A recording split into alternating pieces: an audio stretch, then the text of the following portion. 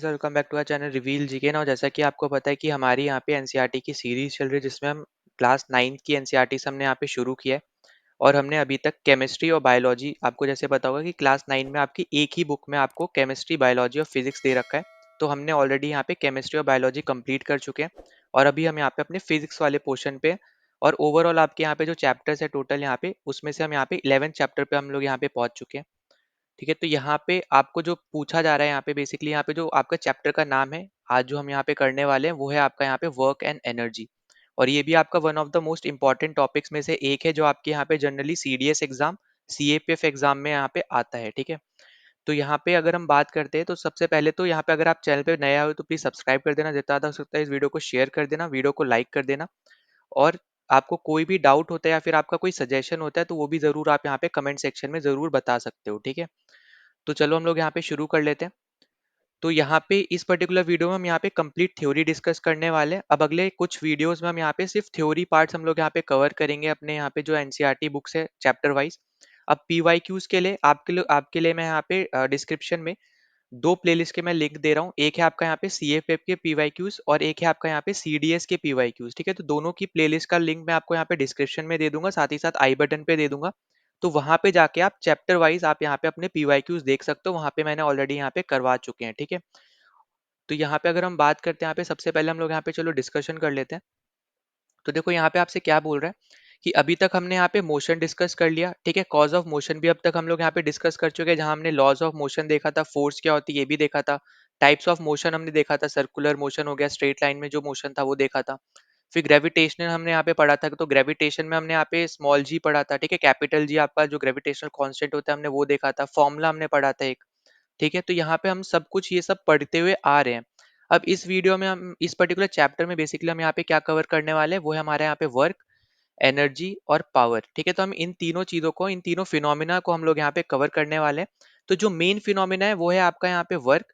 और वर्क जो है यहाँ पे वो आपका रिलेटेड होता है यहाँ पे एनर्जी और पावर के साथ। ठीक है, तो यहाँ पे जो मेन कॉन्सेप्ट होगा वो है आपका वर्क का कॉन्सेप्ट, उसके साथ आपका एनर्जी एंड पावर भी साथ में जुड़ा हुआ होगा। ठीक है, तो देखो यहाँ पे जैसे हमें पता है कि हमने जैसे अभी लाइफ प्रोसेस वगैरह आपका यहाँ पे अगले क्लास वाले चैप्टर में है, वैसे तो अगले क्लास में आएगा आपका यहाँ पे बायोलॉजी के अंदर लाइफ प्रोसेसेस। पर हमें यहाँ पे ये चीज पता है कि जो भी आपके यहाँ पे लिविंग ऑर्गेनिजम्स होते हैं उनको जिंदा रहने के लिए यहाँ पे बेसिकली फूड चाहिए होता है। ठीक है, अगर उनको कोई भी एक्टिविटी करनी है तो उनको यहाँ पे फूड चाहिए होता है। कोई भी लाइफ प्रोसेस जो यहाँ पे उनका हो रहा होता है उनके लिए उनको एक एनर्जी चाहिए होती है जो कि आपकी फूड से आती है। ठीक है, तो ये पॉइंट आपको बस यहाँ पे याद रखना है अभी के लिए। जब हम यहाँ पे अपने चैप्टर पे आएंगे यहाँ पे बायोलॉजी में लाइफ प्रोसेसेस, तब हम क्या क्या आपके अलग अलग आपके लाइफ प्रोसेसेस होते हैं सब अच्छे से हम लोग यहाँ पे डिस्कस कर लेंगे। ठीक है, रेस्पिरेशन हो गया, एक्सक्रीशन हो गया, तो सब कुछ हम लोग यहाँ पे अच्छे से डिस्कस कर लेंगे। अब देखो यहाँ पे अगर हम बात करते हैं तो जो जितना ज्यादा आपका यहाँ पे जो आपका जो भी हम बोलते हैं यहाँ पे एक्टिविटीज होगी। ठीक है, जो जितनी ज्यादा भारी एक्टिविटीज होगी आप इस तरीके से समझ सकते हो कि उसको ज्यादा से ज्यादा एनर्जी चाहिए होगी। ठीक है, जो थोड़ी हल्की फुल्की एक्टिविटी आप करोगे तो उसके लिए आपको कम एनर्जी चाहिए। ठीक है, जैसे मान लो फॉर एग्जाम्पल आप दो एक्टिविटी कर रहे हो, एक आप कर रहे हो यहाँ पे भागने की और एक आप कर रहे हो यहाँ पे बुक पढ़ने की। ठीक है, ये दो टाइप की आपकी एक्टिविटीज हैं। ठीक है, एग्जाम्पल के तौर पे तो ऑब्वियस ही बात है आपको एनर्जी किस में ज्यादा चाहिए होगी, आपको भागने में ज्यादा एनर्जी चाहिए होगी, क्योंकि वो आपकी ऐसी एक्टिविटीज है जो आपकी बहुत ज्यादा आपकी एक तरीके से पूरे बॉडी को यूज कर रही है। ठीक है, मतलब आप भागने के लिए पैरों का यूज करोगे, हाथों का भी आप यूज करोगे। वहीं पे रीडिंग के टाइम पे अगर हम बात करते हैं यहाँ पे, तो रीडिंग के टाइम पे आप मान लो टेबल पे बुक रख के पढ़ रहे हो तो उस टाइम में आपकी जो एनर्जी चाहिए होगी एज कम्पेयर टू रनिंग के टाइम पे जो एनर्जी होगी वो आपकी कम होगी। तो यही चीज आपको यहाँ पे अभी तक बताई जा रही है। अब उसके बाद आपको यहाँ पे बोल रखा है यहाँ पे वो है आपका यहाँ पे कि जो आपके एनिमल्स होते हैं। ठीक है, आपके एनिमल्स हो गए, एनिमल्स में जैसे ह्यूमंस भी आ जाते हैं, तो ह्यूमंस हो गए, कोई भी आपके एनिमल्स हो गए दूसरे, तो हर टाइप के एनिमल्स जो होते हैं यहाँ पे कोई भी वो एक्टिविटी करते हैं, जैसे भागते हैं, जंप करते हैं। ठीक है, कोई भी टाइप की एक्टिविटी यहाँ पे वो कर रहे हैं, चाहे आपके मान लो यहाँ पे हल्के से वॉक वॉक करते हुए जा रहे हैं, तो हर टाइप की एक्टिविटी के लिए यहाँ पे उनको एनर्जी चाहिए होती है। ठीक है, तो वो चीज आपको यहाँ पे इस पर्टिकुलर पैराग्राफ में दे रखी है। ठीक है, एनिमल से रिगार्डिंग। अब उसके बाद आपको यहाँ पे दे रखा है मशीन का केस। अब जैसे यहाँ पे आपको दे रखा है कि जो आपकी मशीन्स होती है, तो जैसे उनको फ्यूल चाहिए होता है उन मशीन्स को चलाने के लिए, वैसे ही एक पर्टिकुलर लिविंग ऑर्गेनिज्म को यहाँ पे एनर्जी चाहिए होती है एक्टिविटीज करने के लिए। ठीक है, तो इस तरीके से आप इनको यहाँ पे बोल सकते हो आप कंपेयर कर रहे हो या फिर एक दूसरे से लिंक कर रहे हो। ठीक है, तो मशीन को जैसे फ्यूल चाहिए होता है कोई भी एक्टिविटी करने के लिए, फ्यूल में जैसे आपका हो जाएगा यहाँ पे पेट्रोलियम हो गया, डीजल हो गया, ठीक है, सीएनजी हो गया वगैरह। वहीं पे अगर हम लिविंग ऑर्गेनिज्म की बात करते हैं तो उस केस में हमें यहाँ पे खाना चाहिए होता है ताकि हम यहाँ पे एनर्जी प्रोड्यूस कर पाए, ताकि हम यहाँ पे एक्टिविटीज कर पाए, ठीक है। अब उसके बाद अपना यहाँ पे पहला टॉपिक आ जाता है यहाँ पे वर्क का। अब देखो जनरली जब हम यहाँ पे वर्क की बात करते हैं तो हम लोग यहाँ पे डे टू डे लाइफ में जो हम वर्क की बात करते हैं, जैसे फॉर एग्जांपल हम जैसे हम बोलते हैं कि उसने उस पर्टिकुलर इंसान ने ये बैग उठा लिया, ठीक है। जैसे मान लो यहाँ पे ये कोई एक इंसान है, ठीक है, यहाँ पे एक बैग पड़ा हुआ था कोई भी, ये उठा के बस खड़ा हुआ है, तो हम यहाँ पे डे टू डे लाइफ में क्या बोलते हैं, इसने एक वर्क कर लिया। पर रियलिटी में ऐसा नहीं है, ठीक है। साइंस के केस में यहाँ पे इसको हम वर्क काउंट नहीं करेंगे। देखो यहाँ पे मैं वापस से समझा दे रहा हूँ, यहाँ पे मैं क्या एक्सप्लेनेशन करना चाह रहा हूँ, बेसिकली यहाँ पे क्या बताना चाह रहा हूँ। जैसे मान के चलते हैं हम लोग यहाँ पे कि ये आपका एक इंसान है, ठीक है। इसने यहाँ पे एक बैग को पकड़ रखा है, ठीक है, कोई भी एक बैग को इसने यहाँ पे पकड़ रखा है। मान लो ये कहीं ऑफिस जाता है और ऑफिस जाते हुए लैपटॉप जो बैग होता है ना, लैपटॉप वाला, वो इसने यहाँ पे पकड़ रखा है, ठीक है, ऑफिस का। अब हम generally day to day life में हम क्या बोलते हैं कि यहाँ पे ये इंसान वर्क कर रहा है, ठीक है। पर रियल लाइफ में अगर आप देखोगे, जो मतलब साइंस के टर्म्स में अगर हम बात करें, तो हम इसको एज अ वर्क काउंट नहीं करेंगे, ठीक है। अब उसकी भी हम यहाँ पे कंडीशंस अभी हम यहाँ पे आगे डिस्कस करेंगे कि हम किस केस पे हम यहाँ पे बोलेंगे कि यहाँ पे वर्क हुआ है और यहाँ पे नहीं हुआ है, ठीक है। अच्छे से हम यहाँ पे सब डिस्कस करने वाले हैं। तो देखो सबसे पहली चीज अपने पास यहाँ पे आ जाती है कि not much work in spite of working hard.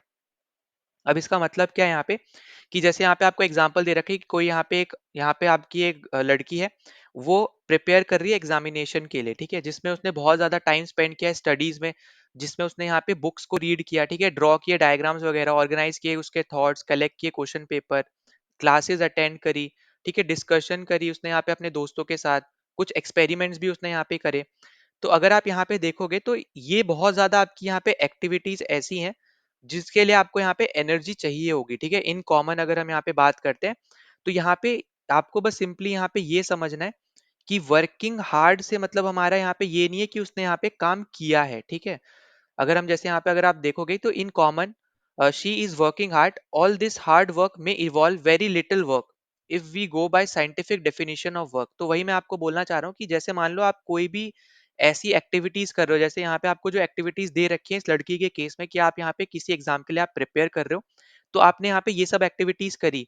तो यहाँ पे आपको देखने को मिल रहा है कि बहुत ज्यादा एक्टिविटीज आप कर रहे हो, पर इन रियलिटी जो आप काम कर रहे हो, साइंस के टर्मिनोलॉजी से अगर हम यहाँ पे वर्क की डेफिनेशन देख के चलते हैं, तो वो आप यहाँ पे ज्यादा काम नहीं कर रहे हो, ठीक है।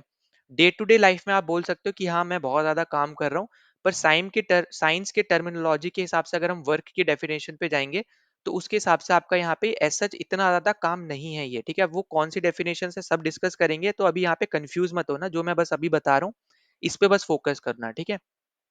अब देखो जब अगला एग्जांपल जैसे फॉर एग्जांपल दे रखा है कि यहाँ पे मान लो एक कोई रॉक पड़ी है, आपने पूरी ताकत लगाई, पर वो रॉक हिली ही नहीं, ठीक है। अब आप डे टू डे लाइफ में क्या बोलोगे, मैंने ये काम किया, ठीक है, मैंने यहाँ पे ताकत लगाई रॉक हिलाने के लिए, तो आप यहाँ पे किसी से बोलोगे कि मैंने ये काम किया। पर रियल लाइफ में आप देखो मतलब साइंस के टर्मिनोलॉजी में, तो यहाँ पे कोई भी काम नहीं हुआ है, ठीक है।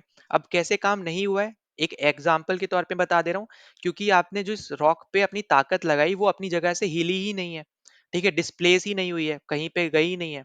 तो यहाँ पे जो उसकी इनिशियल पोजीशन थी, अभी भी वो फाइनल पोजीशन भी वो सेम ही है, initial position equal to final position. मतलब यहाँ पे जो आपका ऑब्जेक्ट है, जहाँ पे भी आपने फोर्स लगाई, वो आपका हिला ही नहीं है। तो ऑब्वियस ही बात है कोई वर्क ही नहीं हुआ है, ठीक है। तो ये पॉइंट याद रखना।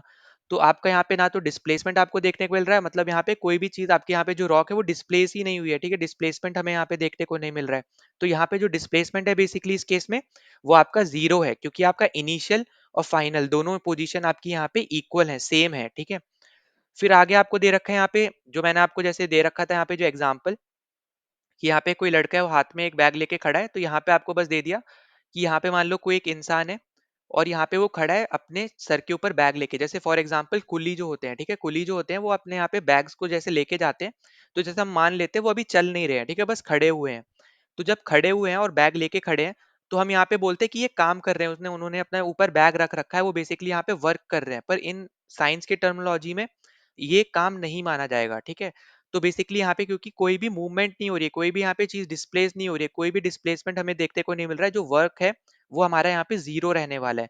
पर तब भी हम यहाँ पे देखते हैं कि जो इंसान है जो यहाँ पे बैग लेके खड़ा है, यहाँ पे सर के ऊपर बैग रख के खड़ा है, वो थक जाता है, ठीक है? जैसे अगर हम बात करें यहाँ पे सर के केस की बात कर लें, या फिर मान लो आप हाथ में लेके ही खड़े हो बस, पर आपके यहाँ पे हाथ दर्द करने लग जाते हैं एक टाइम पे, ठीक है? तो हमें ऐसा लगता है कि हम यहाँ पे वर्क कर रहे हैं, पर रियलिटी में हम यहाँ पे कोई भी वर्क नहीं कर रहे होते, क्योंकि हम यहाँ पे कोई भी चीज़ को डिस्प्लेस नहीं कर रहे होते हैं उन चीज़ों में, ठीक है? तो ये पॉइंट बस आपको यहाँ पे याद रखना है।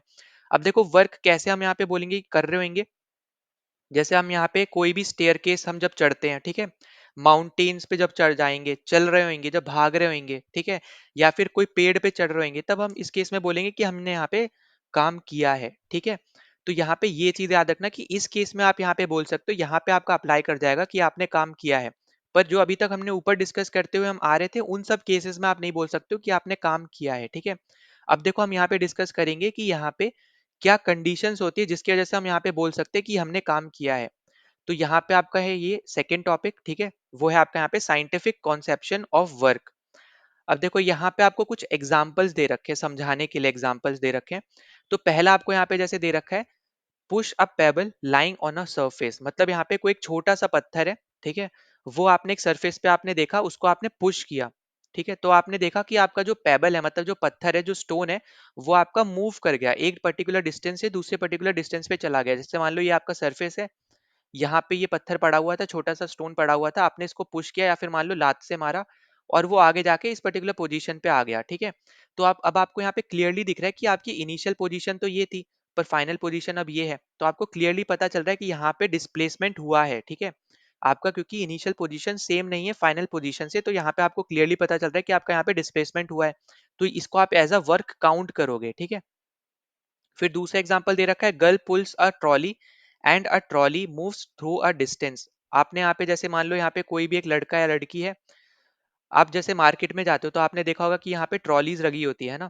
तो यहाँ पे जब आप इसको हिला रहे हो, ठीक है, पुश कर रहे हो या फिर पुल कर रहे हो, तो उस केस में क्या हो रहा है कि ट्रॉली आपकी यहाँ पे मूव कर रही है, एक अपने आपकी इनिशियल पोजीशन से। जो ट्रॉली है आपने जिस तरफ भी खींचा उसको, या फिर अपनी तरफ खींचा या फिर आगे की तरफ खींचा, वो यहाँ पे मूव कर रही है, उसकी फाइनल पोजीशन चेंज हो रही है। तब आप यहाँ पे क्लियरली बोल सकते हो कि आपने यहाँ पे वर्क किया है, ठीक है? क्योंकि आपका जो ये ऑब्जेक्ट है ट्रॉली, ये यहाँ पे डिस्प्लेस हुआ है अपने इनिशियल पोजीशन से, ठीक है? फिर नेक्स्ट अपने पास आ जाएगा यहाँ पे, lift a book through the height, ठीक है, थ्रू अ हाइट। अब यहाँ पे इसका मतलब क्या है बेसिकली, यहाँ पे कि आप यहाँ पे एक फोर्स लगा रहे हो, जहाँ पे आपने बुक जो ले रखी है हाथ में, आपने ऊपर की तरफ ऐसे उठा दी, हाथ पकड़ के ऐसे हाथ में जो आपकी बुक है वो आपने ऊपर उठा दी। तो आपको क्लियरली पता चल रहा है कि यहाँ पे आप एक तरीके से वर्क कर रहे हो, क्योंकि जो उस बुक का इनिशियल पोजीशन है वो यहाँ पे चेंज हो गया है, फाइनल पोजीशन उसका यहाँ पे डिफरेंट हो गया है, ठीक है? तो ये कुछ आपके एग्जाम्पल्स है जो आपको यहाँ पे दे रखे हैं समझाने के लिए कि किस केस में आप बोलोगे कि काम हुआ है और किस में बोलोगे नहीं हुआ है। तो देखो यहाँ पे जो हमने एग्जाम्पल्स देखे, तो यहाँ पे हमें दो कंडीशन हमें देखने को मिल रही है। कौन कौन सी दो कंडीशन है? पहली, कि हमें फोर्स की रिक्वायरमेंट है, ठीक है? मतलब अभी जैसे हम ऊपर बात करते हैं तो पुश किया, पुल किया, ये क्या है? हमने फोर्स, जैसे हमने जब चैप्टर पढ़ा था अपना यहाँ पे, जो आपके laws and motion, laws of motion and force वाला जो चैप्टर था, उसमें हमने पढ़ा था कि फोर्स क्या होता है, ठीक है? Force equals to m into a, है ना? Mass into acceleration. तो यहाँ पे जो फोर्स है बेसिकली हमें यहाँ पे ऑब्जेक्ट पे लगाना पड़ेगा। पहली कंडीशन यहाँ पे ये है। दूसरी कंडीशन है कि आपका ऑब्जेक्ट डिस्प्लेस होना चाहिए। अब जैसे हमने एक ऊपर एग्जांपल पढ़ा था कि आपका एक बहुत बड़ी रॉक है, उसको एक इंसान धक्का दे रहा है, पर वो हिली ही नहीं, ठीक है? जैसे यहाँ पे अगर आप देखोगे, working hard to push a huge rock, पर वो आपकी यहाँ पे डज नॉट मूव। अब जब वो हिली ही नहीं, आपने फोर्स तो दी पर वो आपका ऑब्जेक्ट हिला ही नहीं, तब हम उस केस में नहीं बोल सकते कि आपने वर्क किया है, क्योंकि आपकी सिर्फ एक स्टेटमेंट फुलफिल हो रही है, जो कि वो है आपकी यहाँ पे कि आप फोर्स लगा रहे हो, पर वो आपका ऑब्जेक्ट डिस्प्लेस ही नहीं हुआ है, तो हम नहीं बोलेंगे कि यहाँ पे आपने कोई काम किया है। आप तभी बोलोगे जब ये दोनों कंडीशन एक साथ फुलफिल हो रही होंगी। पहली कि आपने फोर्स लगाया, दूसरी कि आपका ऑब्जेक्ट डिस्प्लेस हुआ उस फोर्स की वजह से, ठीक है? तभी हम यहाँ पे बोल सकते हैं कि आपने यहाँ पे काम किया है, वर्क हुआ है, ठीक है? ये इंपॉर्टेंट पॉइंट है, ये दोनों कंडीशन आपको यहाँ पे याद रखनी है, क्वेश्चन यहाँ से पूछा जा सकता है, ठीक है? अब देखो अगला आपको यहाँ पे क्या दे रखा है, वो आपको दे रखा है कि if any one of the above condition does not exist, वही जो अभी मैंने आपको बताया कि कोई एक होने से हम नहीं बोलेंगे कि काम हुआ है, दोनों होनी चाहिए, ठीक है? तो वही चीज आपको यहाँ पे पूछी जा रही है, बताई जा रही है, ठीक है? उसके बाद नेक्स्ट पे चलते हैं। नेक्स्ट अपना यहाँ पे टॉपिक दे रखा है 11.1.3 पे, work done by a constant force, ठीक है? कांस्टेंट फोर्स से आपका यहाँ पे जो वर्क होता है उसके बारे में बात हो रही है। तो देखो यहाँ पे आपको क्लियरली पता चल रहा है कि जो फोर्स है, जो आप यहाँ पे एक्ट करा रहे हो, ठीक है, जो भी आपकी फोर्स लग रही है यहाँ पे एक पर्टिकुलर डायरेक्शन में, जहाँ पे भी आपका डिस्प्लेसमेंट हो रहा है, ठीक है? तो यहाँ पे कहने का मतलब क्या है, जैसे आपको दे रखा है कि how is work defined in science. To understand this, we shall first consider the cause when the force is acting in the direction of displacement. अब आपको यहाँ पे तीन कंडीशन बेसिकली आगे जाके समझाई जाएंगी। पहली उनमें से यहाँ पे ये है कि जैसे मान लो आप यहाँ पे किसी पर्टिकुलर ऑब्जेक्ट पे फोर्स लगा रहे हो, ठीक है, और आप उसी डायरेक्शन में फोर्स लगा रहे हो जिस डायरेक्शन में वो ऑब्जेक्ट आपका यहाँ पे डिस्प्लेसमेंट उसको आपकी यहाँ पे देखने को मिल रही है, ठीक है। तो यहाँ पे क्या आपको देखने को मिलेगा, यहाँ पे आपको एक कांस्टेंट फोर्स देखने को मिलेगी और आपका ऑब्जेक्ट जो होगा यहाँ पे डिस्प्लेस हो जाएगा सेम डायरेक्शन में जिस भी डायरेक्शन में आप यहाँ पे फोर्स लगा रहे हो, ठीक है। तो इससे हमें यहाँ पे क्या पता चल रहा है, हमें यहाँ पे ये पता चल रहा है, यहाँ पे जो आपको नीचे फॉर्मूला दे रखा है कि जो आपका यहाँ पे वर्क डन होगा, मतलब जो भी आपने यहाँ पे काम किया है वो आपका इक्वल होता है फोर्स के जो आपने लगाया मल्टीप्लाई बाय आपका डिस्प्लेसमेंट, जो भी आपका ऑब्जेक्ट जो डिस्प्लेस हुआ, ठीक है, जितना भी आपका यहाँ पे मीटर में जो भी आपका यहाँ पे यूनिट है उसमें डिस्प्लेस हुआ, ठीक है। तो ऐसा ही यूनिट तो आपका मीटर रहेगा, ऑब्वियस सी बात है। तो हम यहाँ पे मीटर ही लेके चल रहे हैं, तो आपका जो भी मीटर में आपका यहाँ पे डिस्प्लेसमेंट हुआ, तो यहाँ पे मैं पहले भी बता चुका हूँ, यहाँ पे डिस्प्लेसमेंट को हम लोग यहाँ पे स्मॉल एस से डिनोट करते हैं और कैपिटल एफ से हम लोग यहाँ पे फोर्स को डिनोट करते हैं। तो यहाँ पे ये जो आपका फॉर्मूला है ना, ये आपको बहुत ज्यादा इंपॉर्टेंट है, इसको याद रख लेना। सीडीएस में कभी कभी डायरेक्ट क्वेश्चन आपको यहाँ पे ऐसे बन जाते हैं, या फिर आपसे कभी कभी ऐसे बोल देता है आपसे कि अगर आपने 4 गुना फोर्स लगाया, ठीक है, या फिर ऐसे बोल देगा जैसे 4 गुना फोर्स लगाया तो उस केस में आपका वर्क डन कितना होगा, ऐसे भी कभी कभी बोल देता है। तो ये केस में आपको तभी आप यहाँ पे सॉल्व कर पाओगे जब आपको यहाँ पे फॉर्मुलेस पता होंगे, ठीक है। तो यहाँ पे ये फॉर्मूला इंपॉर्टेंट है कि वर्क डन जो होता है आपका यहाँ पे वो इक्वल होता है आपके प्रोडक्ट के फोर्स एंड डिस्प्लेसमेंट के प्रोडक्ट के, ठीक है। तो ये इंपॉर्टेंट है जो आपको यहाँ पे याद रखना है, ठीक। अब उसका नेक्स्ट पे चल रहे हैं यहाँ पे आगे। तो आगे आपको क्या दे रखा है कि जो आपने यहाँ पे वर्क डन देखा है यहाँ पे जो फोर्स से हुआ, ठीक है। तो यहाँ पे दे रखा है work done by a force acting on an object is equal to the magnitude of the force multiplied by the distance moved in the direction of the force. तो वही सेम चीज आपको यहाँ पे बोली जा रही है, बस थोड़ा सा यहाँ पे थ्योरी के पॉइंट ऑफ व्यू से आपको बोल दिया है, वरना डायरेक्ट फॉर्मूला बस आपको यहाँ पे याद रखना है, W is equals to F into S, ठीक है। तो जो एफ इंटू एस है वही यहाँ पे बोला जा रहा है मैग्नीट्यूड ऑफ द फोर्स, मतलब F is multiplied by the distance, ठीक है। डिस्टेंस से आप यहाँ पे मल्टीप्लाई कर रहे हो, मतलब यहाँ पे डिस्प्लेसमेंट की बेसिकली बात हो रही है, जो भी यहाँ पे डिस्टेंस यहाँ पे मूव हुआ है, ठीक है।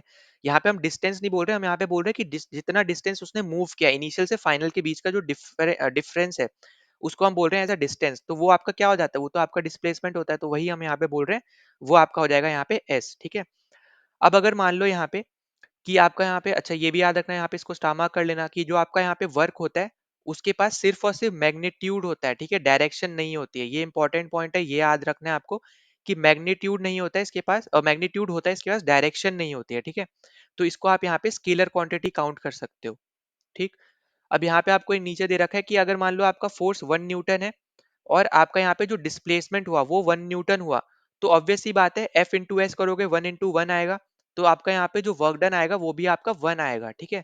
पर यहाँ पे ये चीज क्यों दी गई है, ये आपको दी गई है यूनिट बताने के लिए। तो आपको यहाँ पे इसको मार्क कर लेना, स्टार मार्क कर लेना, ये आपको यूनिट बताने के लिए बेसिकली दे रखी है। तो आपको हमेशा याद रखना है कि वर्क की यूनिट क्या होती है। पहला आप लिख सकते हो यहाँ पे न्यूटन इंटू मीटर, ठीक है, न्यूटन मीटर, ठीक है, इस तरीके से लिख सकते हो। या फिर आप लिख सकते हो यहाँ पे जूल। तो यहाँ पे आपको एक चीज पता चल रही होगी, यहाँ पे अगर आपको नहीं पता चल रही है तो यहाँ पे इसको लिख लेना। तो जूल को हम लोग यहाँ पे न्यूटन इंटू मीटर के फॉर्म में भी लिख सकते हैं, ठीक है। अगर आपको कहीं पे जूल ना दिया गया हो, न्यूटन और मीटर दिया हो गया हो, न्यूटन इंटू मीटर, तो वो आपका यहाँ पे राइट आंसर होगा। अगर उस केस में क्वेश्चन ऐसा पूछा जाता है जहाँ पे जूल आपका आंसर है और जूल ऑप्शन में नहीं है, पर आपको एक ऑप्शन में न्यूटन इंटू मीटर दिख रहा है, तो उस केस में आप यहाँ पे newton into metre answer mark कर दोगे, क्योंकि उसी को हम लोग यहाँ पे जूल लिखते हैं, ठीक है। तो ये इंपॉर्टेंट पॉइंट है जो आपको यहाँ पे समझना है, ठीक। फिर नीचे आपको यहाँ पे दे रखा है 1 joule is the amount of work done on an object when a force of 1 newton displaces it by 1 metre along the line of action of the force, ठीक है।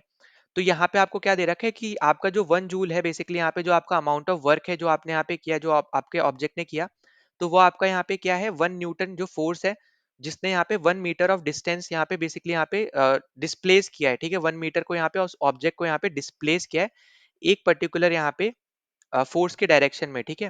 तो यहाँ पे उसी के ऊपर बात की गई है, तो वही सेम ही चीज है, बस यहाँ पे जूल के केस में बता दी गई है, वरना हमने यहाँ पे ऊपर न्यूटन मीटर के केस में हमने ऑलरेडी यहाँ पे डिस्कस कर लिया, ठीक है।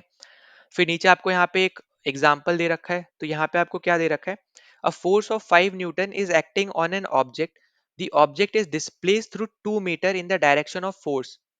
If the force act on the object all through the displacement, then the work done is 5 into 2 is equals to 10 Newton. मतलब यहाँ पे आपको एग्जाम्पल तो दे दिया, पर यहाँ पे इन्होंने सोल्यूशन नहीं लिखा कहाँ से सोल्यूशन है. तो यहाँ पे बेसिकली देखो क्या बोला जा रहा है कि आपको एक तो फोर्स दे दी इन्होंने, जो आपको दे दी है यहाँ पे 5 न्यूटन की, ठीक है. फिर यहाँ पे आपको डिस्टेंस भी दे दिया, मतलब यहाँ पे डिस्प्लेसमेंट दे दी कि यहाँ पे जो डिस्प्लेसमेंट हुई है वो यहाँ पे 2 मीटर की हुई है. तो बस आपसे यहाँ पे अब पूछ लिया यहाँ पे कि यहाँ पे आपका वर्क डन क्या होगा. तो वर्क डन क्या होगा आपका यहाँ पे F इंटू एस होगा. तो उस केस में आपका यहाँ पे 10 न्यूटन इंटू मीटर लिख सकते हो, या फिर इसको लिख दो यहाँ पे 10 जूल, ठीक है. तो यहाँ पे आप दोनों ही यूनिट में से कोई भी लिख सकते हो. बस ऑप्शन में हमेशा याद रखना, अगर जूल नहीं दिया होगा तो न्यूटन मीटर आपको दिया होगा. अगर न्यूटन मीटर नहीं दिया होगा तो जूल दिया होगा. तो आपको कन्वर्जन आना चाहिए, ठीक है, पता होना चाहिए कि जूल को हम लोग न्यूटन इंटू मीटर भी लिखते हैं. तो यहाँ पे हमने ये चीज डिस्कस कर ली. अब नेक्स्ट अपना आ जाता है यहाँ पे एक और सिचुएशन आपको दे रखी है, ठीक है. एक तो आपको अभी हमने यहाँ पे ऊपर डिस्कस करी, अब एक सिचुएशन आपको दे रखी है. मान लो जो आप यहाँ पे फोर्स लगा रहे हो और जो आपका यहाँ पे डिस्प्लेसमेंट हो रहा है, अगर दोनों चीज आपकी सेम डायरेक्शन में होती है, जो आपको यहाँ पे ऊपर एग्जाम्पल के तौर पे आपको जो दे रखा है, ठीक है.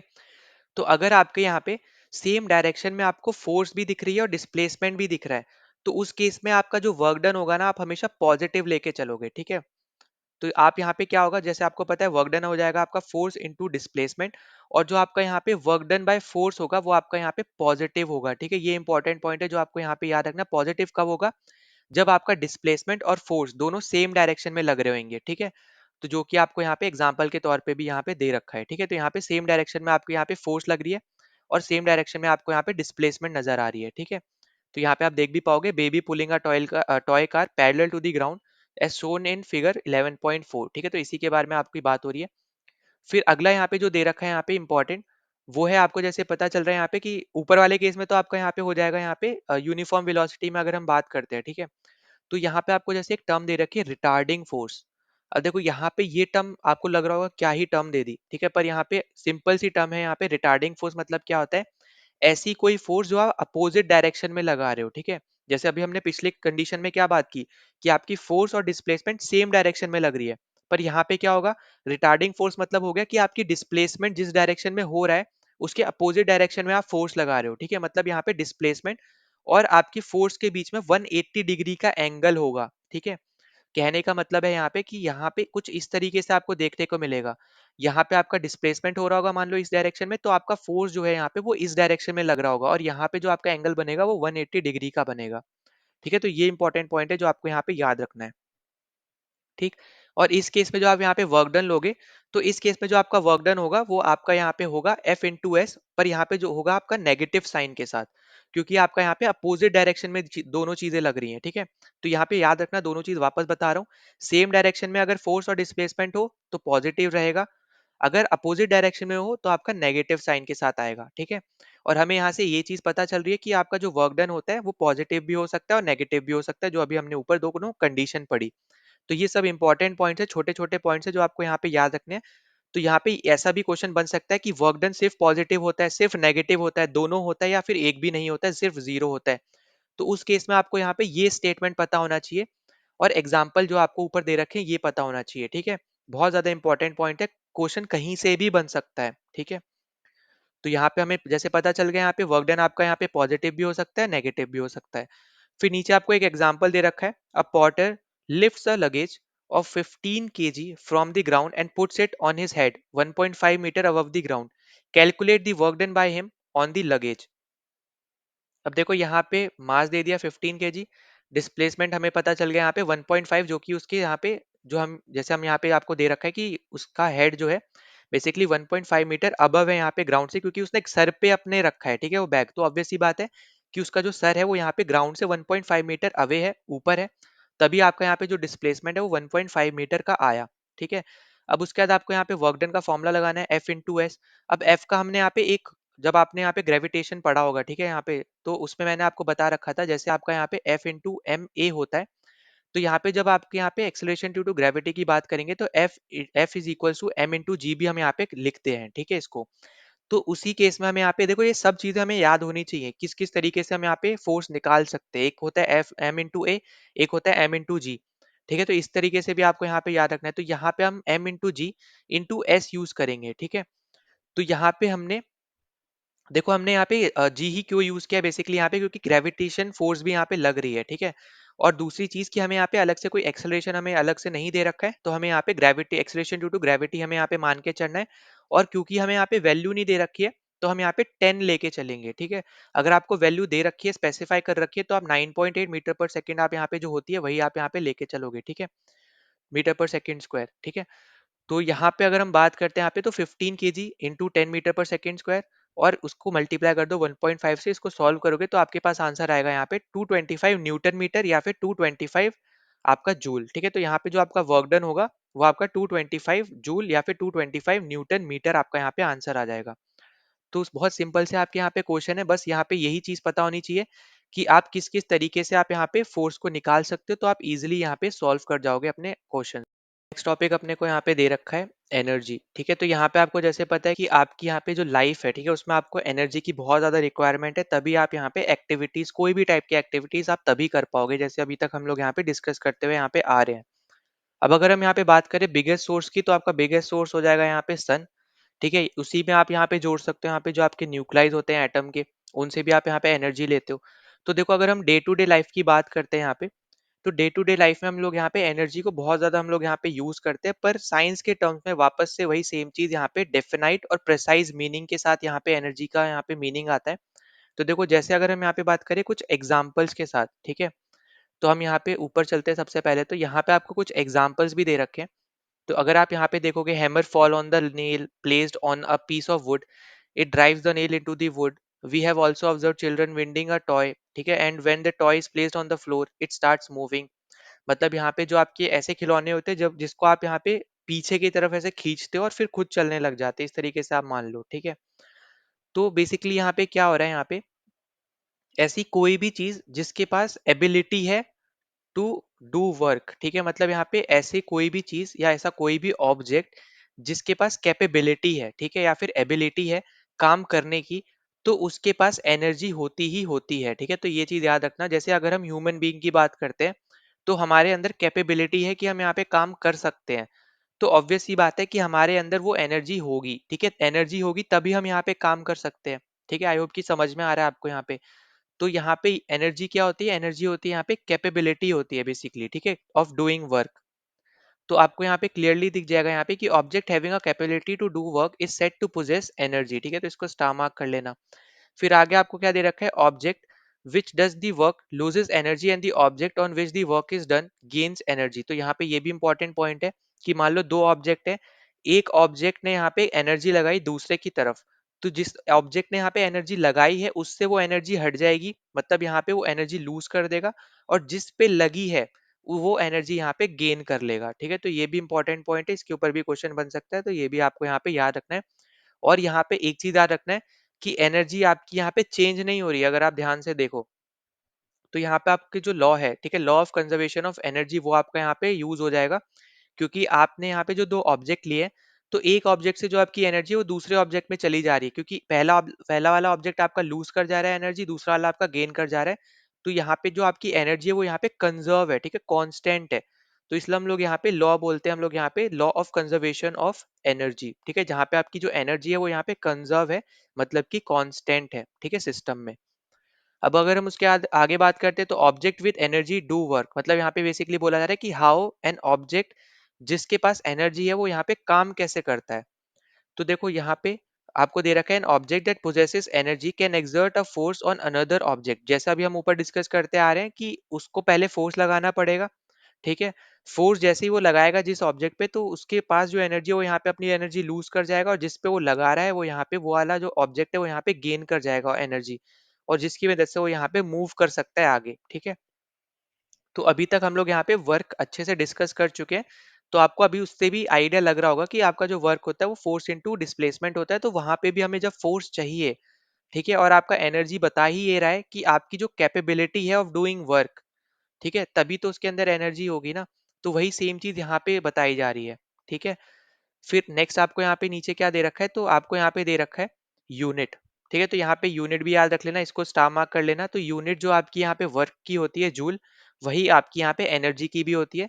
तो यहाँ पे जूल को हम न्यूटन मीटर भी लिख सकते हैं, ये भी पॉइंट आपको यहाँ पे याद रखना है। 1 जूल आपका यहाँ पे क्या होता है, 1 joule is the energy required to do 1 joule of work. ठीक है, 1 जूल एनर्जी जो आपको यहाँ पे रिक्वायर्ड होती है 1 जूल काम करने के लिए, उसको हम यहाँ पे बोलते हैं।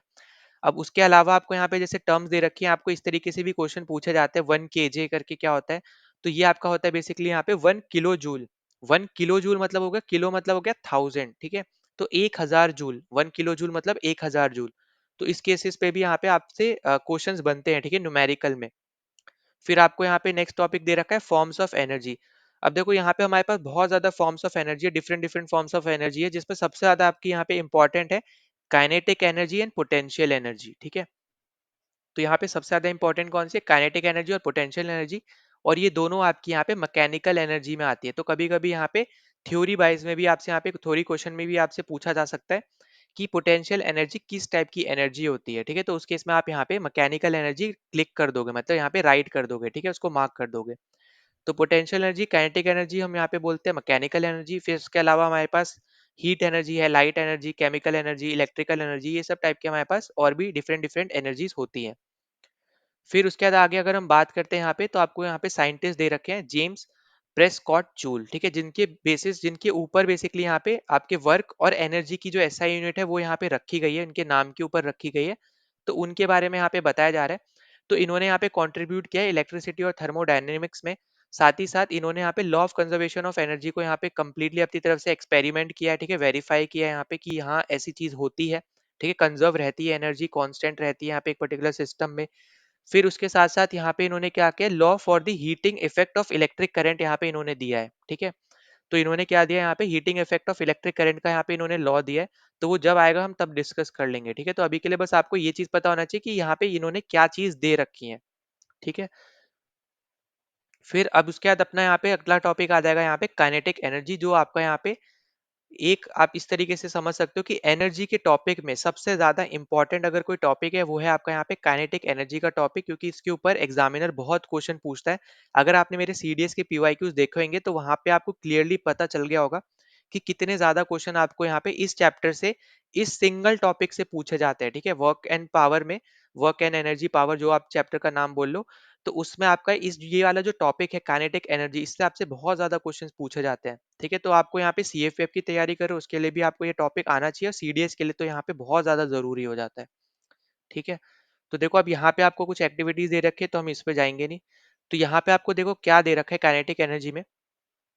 तो आपके जो ऑब्जेक्ट है, ठीक है, यहाँ पे आपको दे रखा है moving object can do work, मतलब यहाँ पे जो भी आपके ऑब्जेक्ट जो यहाँ पे चल रहे हैं, ठीक है, मूव कर रहे हैं, वो यहाँ पे काम कर सकते हैं, ये आपसे यहाँ पे बताया जा रहा है। फिर नेक्स्ट आपसे बोल रहा है कि कोई भी ऑब्जेक्ट जो यहाँ पे तेजी से मूव करता है, ठीक है, वो आपका ज्यादा से ज्यादा वर्क कर सकता है, और जो यहाँ पे कम मूव करता है, धीरे धीरे मूव करता है, वो कम काम करता है। तो ऑब्वियस सी बात है, अभी हमने यहाँ पे ऊपर डिस्कस किया कि वर्क क्या होता है।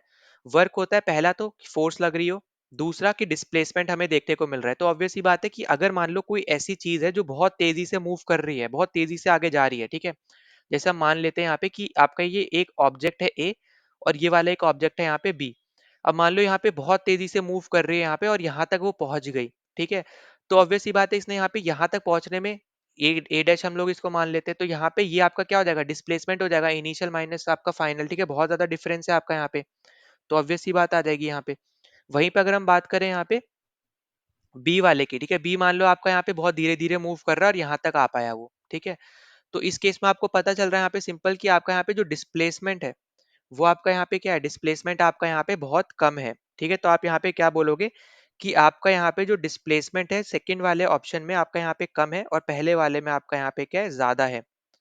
ठीक है, तो आपको यहाँ पे क्या चीज पता चल रही है, वो आपको यहाँ पे पता चल रही है यहाँ पे कि आपका जो पहला ऑब्जेक्ट है, जितना ज्यादा आप मूव करवाओगे उतना ज्यादा आपका यहाँ पे वो काम करेगा, जितना कम मूव करवाओगे उतना कम वो यहाँ पे काम करेगा। ठीक है, फिर अगली चीज आपको यहाँ पे जरूरी है, जो आपको यहाँ पे याद रखनी है, कि कोई भी ऑब्जेक्ट आपका जब मोशन में हो, मोशन मतलब हो गया मूव कर रहा है, ठीक है, वही सेम चीज यहाँ पे जो अभी तक हम लोग डिस्कस कर रहे हैं।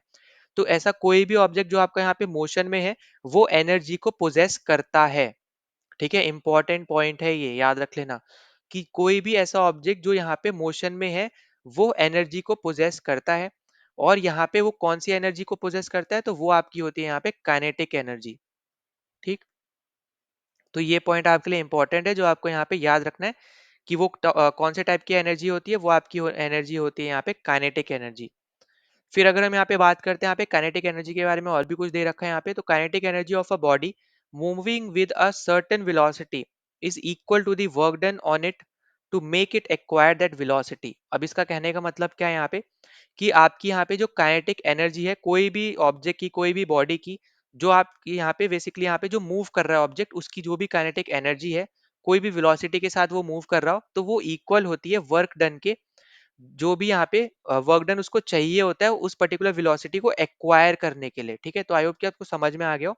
तो काइनेटिक एनर्जी आपके कोई भी बॉडी की, जो आपकी बॉडी मूव कर रही है कोई भी सर्टेन वेलोसिटी के साथ, वो आपका इक्वल होती है वर्क डन के, जो भी यहाँ पे उसको वर्क डन चाहिए होता है उस वेलोसिटी को एक्वायर करने के लिए, उस वेलोसिटी को पाने के लिए। ठीक है, तो ये पॉइंट बस आपको यहाँ पे याद रखना है, इसको स्टार मार्क कर लेना।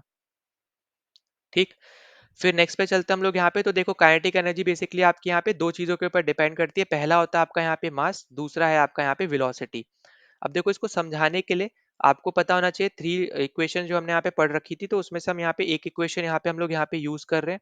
ठीक है, तो यहाँ पे आप देख पाओगे, तो हम लोग यहाँ पे क्या यूज कर रहे हैं, हम लोग यहाँ पे पहले तो हम लोग यहाँ पे v square minus u square, मतलब final velocity minus initial velocity, दोनों का यहाँ पे स्क्वायर है, इज इक्वल्स टू 2as। ठीक है, एक्सेलरेशन इनटू डिस्प्लेसमेंट। ठीक है, तो ये अपने यहाँ पे पहली हमने यहाँ पे ये स्टेटमेंट यूज करी, मतलब पहला हमने यहाँ पे ये यूज किया इक्वेशन।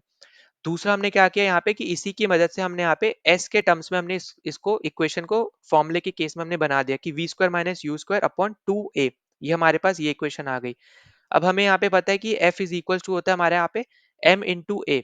ठीक है, और हमें यहाँ पे एक चीज पता थी यहाँ पे, कि हमारा जो वर्क डन है, वर्क डन अभी तक हम लोग पढ़ते आ रहे हैं, वो हमारा क्या होता है, F इंटू एस होता है। तो हमें यहाँ से एक चीज पता चल रही है, हमने यहाँ पे क्या किया, हमने वर्क के केस में, वर्क के कंडीशन में हमने यहाँ पे फॉर्मूले को डाला, तो F की जगह हमारा यहाँ पे आ गया m इंटू ए, जो हमने यहाँ पे हमें पता ही है। S के कंडीशन में हमने यहाँ पे जो इक्वेशन यहाँ पे ये बनाई, हमने वो लिख दी। ठीक है, अब यहाँ पे हमने क्या किया, टू हम लोग यहाँ पे ले गए, ए आपका यहाँ से कैंसिल हो जाएगा, तो 1/2 आ गया, इंटू एम आ गया, और यहाँ पे ये ब्रैकेट में आ गया v square minus u square. तो आपको हमेशा याद रखना है कि जब भी आप यहाँ पे ये चीज देख रहे हो ना, यहाँ पे आप जनरली यहाँ पे ये फॉर्मूला यहाँ पे यूज करते हो। ठीक है, half into m v square, तो आप काइनेटिक एनर्जी के लिए जनरली ये फॉर्मूला यूज करते हो। ये कब यूज करोगे, जब भी आपका जो ऑब्जेक्ट है वो इनिशियली स्टेशनरी पॉइंट से शुरू हुआ है, मतलब यहाँ पे जब वो ऑब्जेक्ट रेस्ट पे था और रेस्ट से अब वो यहाँ पे मूव करना शुरू है, तब यहाँ पे अगर काइनेटिक एनर्जी निकालनी हो तब आप यहाँ पे ये फॉर्मूला यूज करोगे, क्योंकि इस केस में जो आपका यू हो जाएगा वो जीरो हो जाएगा। ये आपको मैं पहले भी बहुत बार करा चुका हूँ। ठीक है, जब हमने यहाँ पे फोर्स के क्वेश्चंस भी किए थे। ठीक है, तो यहाँ पे आपको ये फॉर्मूला याद रख लेना, बहुत ज्यादा इंपॉर्टेंट है, half into m v square, बहुत ज्यादा इंपॉर्टेंट फॉर्मूला है, इसके ऊपर बहुत क्वेश्चंस आते हैं। तो यहाँ पे अगर हम बात करें आगे, तो यहाँ पे आपको थ्योरी के कंडीशंस में भी दे रखा है। ठीक है, कि आपकी काइनेटिक एनर्जी जो आप यहाँ पे एक कोई भी ऑब्जेक्ट यहाँ पे पोजेस करता है, तो वो आपका होता है यहाँ पे एम, जो आपका मास है, और आपका यहाँ पे मूविंग यूनिफॉर्म वेलोसिटी जो है आपकी यहाँ पे वी। ठीक है, तो यहाँ पे तभी आपका यहाँ पे इक्वेशन बनती है half into m v square. अब आपको यहाँ पे कुछ एग्जाम्पल्स दे रखे हैं। तो एग्जाम्पल दे रखा है, an object of mass 15 kg is moving with a uniform velocity of 4 metre per second, what is the kinetic energy possessed by the object. अब यहाँ पे देखो डायरेक्ट आपको क्वेश्चन दिया है, तो यहाँ पे डायरेक्ट बस वैल्यू पुट कर दो यहाँ पे।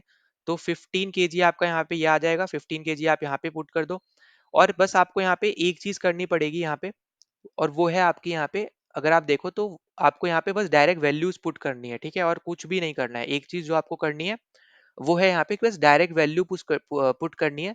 तो यहाँ पे मास आ गया 15 kg। ठीक है, और यहाँ पे अपना, क्योंकि यहाँ पे एसआई यूनिट के केसेस में चल रहे हैं हम लोग, ठीक है, तो यहाँ पे कन्वर्जन करने की ऐसा कोई जरूरत नहीं है। तो मीटर पर सेकेंड अपना यहाँ पे वी आ गया, तो वी इंटू वी, और हमारा यहाँ पे केजी। ठीक है, तो यहाँ पे हमारे पास 120 जूल आ गया। ठीक, तो ये चीज भी आपको यहाँ पे याद रखनी है। तो हमारे पास यहाँ पे आंसर क्या आ गया, 120 जूल अपने पास यहाँ पे आंसर आ गया। इसको कैंसिल करोगे यहाँ पे ये 2 हो जाएगा, 30 इंटू 4 करोगे तो अपने पास यहाँ पे 120 आ जाएगा। ठीक, अब देखो इसको एक और तरीके से समझ सकते हो यहाँ पे, कि आपका यहाँ पे जो जूल होता है वो आप यहाँ पे इक्वल होता है किसके, केजी मीटर स्क्वायर पर सेकेंड स्क्वायर। ठीक है, तो कहीं कहीं आपको इस तरीके से भी दिया जा सकता है, जहां पे आपको जूल ना देकर वो आपको केजी मीटर स्क्वायर पर सेकेंड स्क्वायर दे दे यूनिट, और आप यहाँ पे कंफ्यूज हो जाओ कि अरे यार इसकी तो जूल होती है। पर यहाँ पे आपको यही चीज पता होना चाहिए कि जूल को हम लोग यहाँ पे केजी मीटर स्क्वायर पर सेकेंड स्क्वायर में भी लिख सकते हैं। ठीक है, तो ये भी आपके लिए बहुत ज्यादा इंपॉर्टेंट पॉइंट है एक। ठीक, अब उसके बाद अगले पे चलते हैं। यहाँ पे आगे भी आपको एक एग्जांपल दे रखा है। तो आगे आपको क्या दे रखा है, कि what is the work done work to be done to increase the velocity of a car from 30 kilometer per hour to 60 kilometer per hour if the mass of the car is 1500 kg। अब देखो यहाँ पे आप half into m v square use नहीं करोगे। क्यों use नहीं करोगे? क्योंकि आपको यहाँ पे u भी दे रखा है, v भी दे रखा है। अब आपको यहाँ पे ये वाला फॉर्मूला यूज करना पड़ेगा, यहाँ पे ये जो 11.3 में दे रखा है। ठीक है, आप वो वाला तभी यूज करोगे जब आपका यहाँ पे u जीरो हो, पर यहाँ पे u जीरो नहीं है, यहाँ पे u 30 किलोमीटर पर आवर है। तो अब आपको यहाँ पे पहले तो कन्वर्ट कर लो इसको। तो कन्वर्ट जब किया इन्होंने तो यहाँ पे अपने पास आ जाएगा 25/3 मीटर पर सेकेंड और v अपने पास आ जाएगा 50/3 मीटर पर सेकेंड। अब उसके बाद आप यहाँ पे क्या करो, इनिशियल काइनेटिक एनर्जी निकाल लो, ठीक है, और फाइनल काइनेटिक एनर्जी निकाल लो। अब उसके बाद आपको यहाँ पे क्या करना है, देखो डायरेक्ट आप यहाँ पे फॉर्मूला पुट किया, half into m v square आपने फाइनल के लिए निकाल दिया, half into m u square आपने यहाँ पे इनिशियल के लिए निकाल दिया। ठीक है, इस तरीके से भी निकाल सकते हो, वरना आप डायरेक्ट इस फॉर्मूले में आप यहाँ पे पुट करोगे जो आपको यहाँ पे ऊपर दे रखा है 11.3, यहाँ पे भी आप निकाल सकते हो। ठीक है, तो यहाँ पे जो चेंज आएगा बेसिकली वो यहाँ पे आपकी v square minus u square का ही चेंज आएगा। ठीक है, तो यहाँ पे आपका आंसर क्या आ जाएगा, आपको बस चेंज इन काइनेटिक एनर्जी बताना था, जो आपका वर्क डन होगा बेसिकली, ऑब्वियस सी बात है, क्योंकि इनिशियल पोजीशन से आपकी फाइनल पोजीशन के बीच का हम लोग यहाँ पे वर्क डन निकालेंगे, है ना, क्योंकि फोर्स इनटू डिस्प्लेसमेंट होता है आपका वर्क डन। तो ऑब्वियस सी बात है, जो आप वर्क डन निकालोगे वो आपका चेंज इन काइनेटिक एनर्जी होना चाहिए। अब चेंज इन काइनेटिक एनर्जी मतलब क्या हो गया, v square minus u square. ठीक, तो मतलब यहाँ पे जो आपका काइनेटिक एनर्जी है half into m u square minus half into m v square, आप यहाँ पे माइनस करोगे एक दूसरे से। ठीक है, तो यहाँ पे हमने फाइनल माइनस इनिशियल हम जब करेंगे, तो यहाँ पे फाइनल माइनस इनिशियल जब हम करेंगे तो हमारे पास क्या आ जाएगा यहाँ पे, तो अपने पास यहाँ पे ये पर्टिकुलर अपना यहाँ पे आंसर आ जाएगा।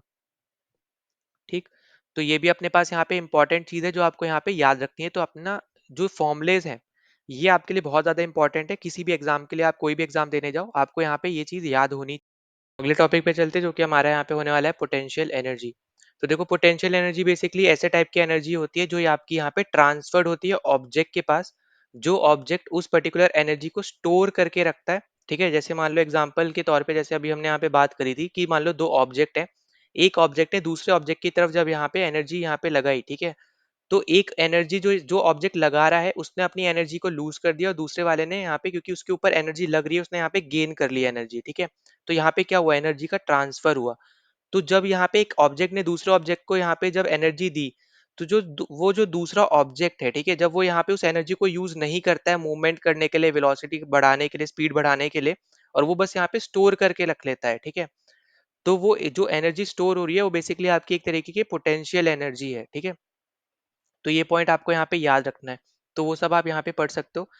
तो transfer energy when you stretch a rubber band, मतलब जब आप यहाँ पे जैसे रबर बैंड को खींचते हो या फिर स्ट्रिंग को खींचते हो, तब भी आप जो एनर्जी बेसिकली यहाँ पे लगा रहे हो वो भी आपकी एक तरीके से पोटेंशियल एनर्जी है। पर ज्यादा अच्छे से आपको तब समझ में आएगा जब हम यहाँ पे नीचे बात करेंगे।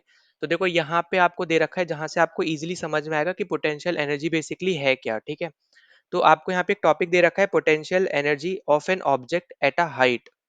तो जब हम इसके बारे में बात करते हैं यहाँ पे, तो आपको यहाँ पे देखो क्लियरली देखने को मिलेगा, जैसे हम लोग यहाँ पे इस डायग्राम के थ्रू मैं आपको यहाँ पे ऊपर वाली सारी चीज समझाता हूँ। ठीक है, आपको यहाँ पे एक डायग्राम दे रखा है, यहाँ पे आपका ये है ग्राउंड, यहाँ पे पहले वो ऑब्जेक्ट रखा हुआ था, फिर इसको आपने यहाँ तक पहुंचा दिया। ठीक है, अब यहाँ पे आपको एक एच दिख रहा होगा, ये है आपकी यहाँ पे हाइट। जो हाइट क्या यहाँ पे बता रही है, इनिशियल पोजीशन से फाइनल पोजीशन तक आपने यहाँ पे जो ऑब्जेक्ट बढ़ाया है वहां तक। ठीक है, मतलब यहाँ पे जो डिस्प्लेसमेंट हुआ है उसको हम यहाँ पे एच से डिनोट कर रहे हैं, क्योंकि यहाँ पे ये वर्टिकल डायरेक्शन में हो रहा है। ठीक है, ये पॉइंट यहाँ पे इंपॉर्टेंट है, याद रखना, वर्टिकल डायरेक्शन में हो रहा है। तो बेसिकली यहाँ पे जो आपकी पोटेंशियल एनर्जी लगेगी यहाँ पे, तो वो आपकी होती है ग्रेविटेशनल पोटेंशियल एनर्जी, क्योंकि आप यहाँ पे क्या कर रहे हो, आप इस ऑब्जेक्ट को ऊपर की तरफ यहाँ पे उठा के रख रहे हो। जैसे मान लो आपकी टेबल पे कोई एक पर्टिकुलर चीज पड़ी है, आपने उठाया और अपने यहाँ पे हाथ की मदद से ऐसे सर के ऊपर तक हाथ लेके गए स्ट्रेट, और वहां पे रख दिया, या फिर ऐसे हाथ पे पकड़े रहे उसको।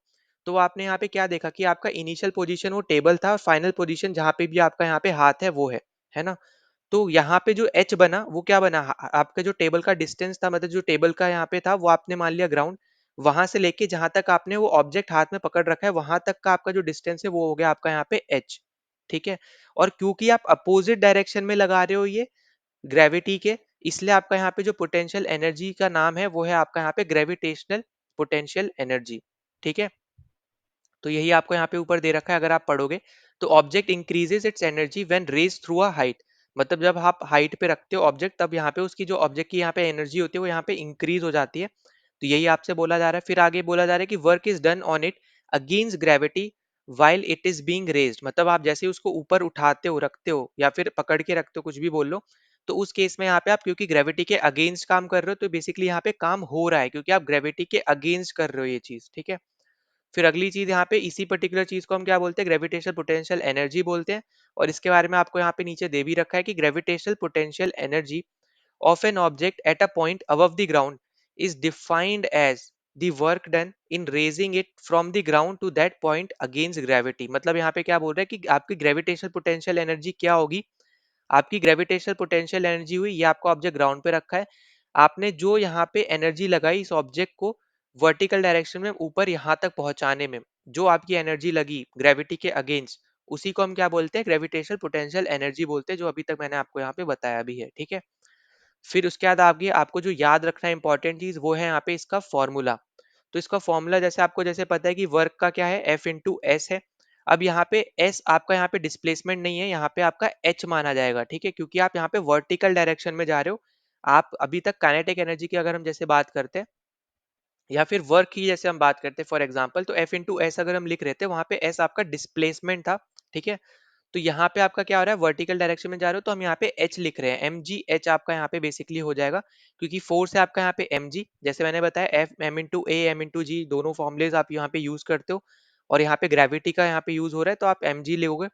तो यहाँ पे एम जी इंटू एच जो डिस्प्लेसमेंट है, आपने उसको एच लिया, और फिर आपका यहाँ पे जो फॉर्मुला बन के आया वो आया आपका यहाँ पे एम जी एच, ठीक है। तो ये आपको यहाँ पे फॉर्मूला है जो आपको यहाँ पे याद रखना है। इसके ऊपर भी क्वेश्चंस पूछे जाते हैं, पर जितने काइनेटिक एनर्जी के ऊपर क्वेश्चंस पूछे जाते हैं, उससे कम क्वेश्चंस आपके यहाँ पे इससे देखने को मिलेंगे। पर हाँ, इस चैप्टर से अगर आप ओवरऑल बात करोगे, तो ये दो टॉपिक ऐसे हैं जिनसे ज्यादा क्वेश्चंस पूछे जाते हैं। उसके बाद जो तीसरा आपका आता है वही नॉर्मल सा, जो आपको यहाँ पे एक क्वेश्चन दे रखा है, W is equal to F into S. ये चीज आपको पता होना चाहिए, और जो थ्योरी पार्ट है जो अभी तक मैं आपको बताते आ रहा हूँ, ये थोड़ा बोड़ा आपका यहाँ पे पता होना चाहिए, ठीक है। अब देखो यहाँ पे जो अगली इंपॉर्टेंट चीज आती है, वो आपकी यहाँ पे आती है कि जो आपका पोटेंशियल एनर्जी है, ये बेसिकली आपका डिपेंड होता है यहाँ पे ग्राउंड लेवल पे, ठीक है। जो भी यहाँ पे ग्राउंड लेवल होगा, जैसे अभी मैंने आपको टेबल का एग्जांपल दिया, ठीक है। अब टेबल से लेके आपने जहां तक हाथ ऊपर किया, वो आपका अलग, उसका अलग पोटेंशियल एनर्जी होगा। मान लो आपने ग्राउंड से खड़े होकर आपने हाथ ऊपर करके खड़ा किया, कोई भी ऑब्जेक्ट रखा, तो उस केस में पोटेंशियल एनर्जी अलग होगी। तो इसलिए यहाँ पे बोला जा रहा है कि जो आपकी पोटेंशियल एनर्जी होती है, वो बेसिकली आपके ग्राउंड लेवल के ऊपर डिपेंड है। जैसे पहले एग्जांपल में टेबल ग्राउंड लेवल है, दूसरे एग्जांपल में आपका ग्राउंड ग्राउंड लेवल है, ठीक है। फिर अगला पॉइंट आपको यहाँ पे जो याद रखना है कि जो आपका पोटेंशियल एनर्जी, जो आपका वर्क डन है, बेसिकली जो आपका ग्रेविटी की वजह से हो रहा है, वर्क डन बाय ग्रेविटी, वो आपका यहाँ पे पाथ के ऊपर डिपेंड नहीं करता है, ठीक है। वही आपको यहाँ पे समझा रखा है। तो इससे आपको समझ जाना है, ये आपको दो पाथ दे रखे हैं, एक सीधा डायरेक्टली जा रहा है ऊपर वर्टिकल, और एक आपका थोड़ा घूम घूम के जा रहा है, ठीक है। तो यहाँ पे ये इंपॉर्टेंट चीज है, इसको मार्क कर लेना यहाँ पे कि जो आप वर्क डन करते हो ग्रेविटी की वजह से, ठीक है, तो वो आपका यहाँ पे पाथ के ऊपर डिपेंड नहीं करता है। ये इंपॉर्टेंट पॉइंट है, वो आपका बेसिकली बस डिपेंड करेगा इनिशियल और फाइनल जो आपका यहाँ पे डिफरेंस होगा हाइट का, उसके बीच में, ठीक है। तो ये इंपॉर्टेंट पॉइंट है जो आपको समझना है यहाँ से। फिर नीचे आपको एक एग्जांपल दे रखा है, आपको दे रखा है यहाँ पे कि find the energy possessed by an object of mass 10 kg when it is at height of 6 meter above the ground given g is equals to 9.8 metre पर सेकंड स्क्वायर, ठीक। तो डायरेक्ट आपको फॉर्मूला लगाना है एम इंटू जी H. तो M आपको दे रखा है यहाँ पे 10 के जी आपको दे रखा है यहाँ पे 9.8 मीटर पर सेकंड स्क्वायर, जी आपको दे रखा है यहाँ पे 6 मीटर। आप यहाँ पे डायरेक्ट फॉर्मूले में यहाँ पे इन तीनों वैल्यूज को पुट कर दो, तो आपके पास यहाँ पे आंसर क्या आ जाएगा, 588 जूल। अभी यहाँ पे वापस मैं आपको बता चुका हूँ, जूल न्यूटन इंटू मीटर भी लिख सकते हो, केजी मीटर स्क्वायर पर सेकंड स्क्वायर भी लिख सकते हो, ठीक है। तो यहाँ पे कंफ्यूज मत होना। फिर नेक्स्ट चलते हैं, नेक्स्ट भी आपको एक और एग्जांपल दे रखा है यहाँ पे कि एक ऑब्जेक्ट है आपका जिसका मास है 12 केजी, और उसको आपने एक पर्टिकुलर सर्टेन हाइट पे अपने ग्राउंड लेवल से ऊपर रखा। उसके बाद आपसे बोल रहा है कि अगर पोटेंशियल एनर्जी उसकी यहाँ पे 480 जूल है, तो आपको यहाँ पे फाइंड करना है उसकी हाइट। तो देखो पोटेंशियल एनर्जी का फॉर्मूला क्या है यहाँ पे, तो उसका फॉर्मूला है P इज इक्वल्स टू आपका एम जी एच, ठीक है। तो एम है आपका यहाँ पे 12, जी आपको यहाँ पे नहीं दे रखा है, आपको दे रखा है जी आपको यहाँ पे दे रखा है 10 मीटर पर सेकंड स्क्वायर, तो जी की वैल्यू पुट कर दो। फिर यहाँ पे आपकी जो एनर्जी है उसकी जगह आपको जो दे रखा है 480 जूल, ये पुट कर दो। डायरेक्ट आपको यहाँ पे एच की, क्योंकि एच आपको निकालना है, तो एच के रिस्पेक्ट में आप यहाँ पे वैल्यूज को लेफ्ट साइड में ले आओ, तो आप इसको इजीली सॉल्व कर लोगे। बस यहाँ पे डायरेक्ट वही वैल्यूज है, बस एक वैल्यू हमें नहीं पता है, वही हमें निकालनी है। तो यहाँ पे ये इजी क्वेश्चंस होते हैं, ठीक है। तो यहाँ पे अपना राइट आंसर क्या आ जाएगा, यहाँ पे 4 मीटर अपना राइट हो जाएगा। फिर अगला आपको दे रखा है कि are various energy forms interconvertible, मतलब यहाँ पे क्या हम एक एनर्जी से दूसरे एनर्जी में कन्वर्ट कर सकते हैं? तो बिल्कुल कर सकते हैं, यहाँ पे ये एकदम करेक्ट है। यहाँ पे बेसिकली यहाँ पे बस इतनी सी स्टेटमेंट दे रखी है। तो यहाँ पे मैं आपको बता दे रहा हूँ, यहाँ पे बहुत सारे आपके ऐसे एग्जाम्पल्स हैं जहाँ पे आपकी एक फॉर्म ऑफ एनर्जी दूसरे फॉर्म ऑफ एनर्जी में कन्वर्ट होती है, ठीक है। अब जैसे फॉर एग्जांपल अगर आपको पता हो इलेक्ट्रिक मोटर, ठीक है, तो वहां पे जब हम इलेक्ट्रिक मोटर चलाते हैं, ठीक है, मोटर चलाते हैं हम, तो आपकी मैकेनिकल जो आपकी इलेक्ट्रिकल एनर्जी है वो आपकी मैकेनिकल एनर्जी में कन्वर्ट होती है, ठीक है। वहीं पे अगर मान लो हम यहाँ पे बात करते हैं जनरेटर की, ठीक है, जो जैसे आपने शादियों में फंक्शंस में देखा होगा जो आपके जनरेटर लगे होते हैं, तो उसमें क्या होता है, उसमें आपका मैकेनिकल एनर्जी कन्वर्ट होती है इलेक्ट्रिकल एनर्जी में, ठीक है। तो आपको क्लियरली यहाँ पे एग्जांपल्स दिख रहे हैं जहाँ पे एक फॉर्म ऑफ एनर्जी आपकी कन्वर्ट होती है दूसरे फॉर्म ऑफ एनर्जी में, ठीक है। वहीं पे जैसे अगर हम बात करते हैं फ्री फॉलिंग ऑब्जेक्ट की, तो जब हम ऊपर से किसी ऑब्जेक्ट को फेंकते हैं, तो उस केस में जो आपकी पोटेंशियल एनर्जी होती है वो आपकी जीरो रहती है, ठीक है, और सॉरी आपकी यहाँ पे अच्छी खासी रहती है। ये अभी मैं इसके बारे में बात नहीं कर रहा हूँ, नेक्स्ट टॉपिक की बात कर रहा हूँ, ठीक है। यहाँ पे हमने कवर कर लिया कि आपका जनरेटर जो है, जनरेटर आपका होता है यहाँ पे आप मैकेनिकल से इलेक्ट्रिकल कन्वर्ट करते हो, ठीक है। जैसे माइक्रोफोन की अगर हम बात करते हैं उसका आपका आ जाएगा एग्जाम्पल, ठीक है। तो ये सब हम यहाँ पे आपको एक एज एन एग्जाम्पल मैं आपको बता रहा हूँ कि हाँ एकदम करेक्ट है कि आप यहाँ पे एक फॉर्म ऑफ एनर्जी से दूसरे फॉर्म ऑफ एनर्जी में आप यहाँ पे एक एनर्जी को कन्वर्ट कर सकते हो, ठीक है। तो यहाँ पे बस इंपॉर्टेंट चीज क्या है यहाँ पे, वो है आपका यहाँ पे law of conservation of mass. अब देखो law of conservation of mass पहले भी मैं आपको बता चुका हूँ अभी थोड़ी देर पहले। तो यहाँ पे ये क्या बताता है कि आपका यहाँ पे मान लो कोई एक सिस्टम है, ठीक है, दो ऑब्जेक्ट ले रखे हैं, एक ऑब्जेक्ट ने दूसरे ऑब्जेक्ट पे कोई एनर्जी डाली। तो यहाँ पे क्या हुआ, उस पहले वाले ऑब्जेक्ट ने जो यहाँ पे एनर्जी लगाई दूसरे ऑब्जेक्ट पे, तो पहले वाले ने अपनी एनर्जी को लूज कर लिया, और दूसरे वाले पे क्योंकि वो एनर्जी लग रही है तो उसने यहाँ पे उस एनर्जी को गेन कर लिया। तो यहाँ पे आपको क्लियरली दिख रहा है यहाँ पे कि जो आपकी एनर्जी है वो यहाँ पे कांस्टेंट है, ठीक है, मतलब कंजर्व हो रही है यहाँ पे एनर्जी, ना तो इंक्रीज हो रही है ना डिक्रीज हो रही है, जितनी थी उतनी ही रह रही है, ठीक है। तो यहाँ पे यही बोला जाता है कि जो आपकी एनर्जी होती है ना तो वो क्रिएट कर सकते हो आप, ना ही डिस्ट्रॉय कर सकते हो। सिर्फ और सिर्फ आपकी जो एनर्जी होती है वो एक फॉर्म से दूसरे फॉर्म में क्या होती है, कन्वर्ट होती है।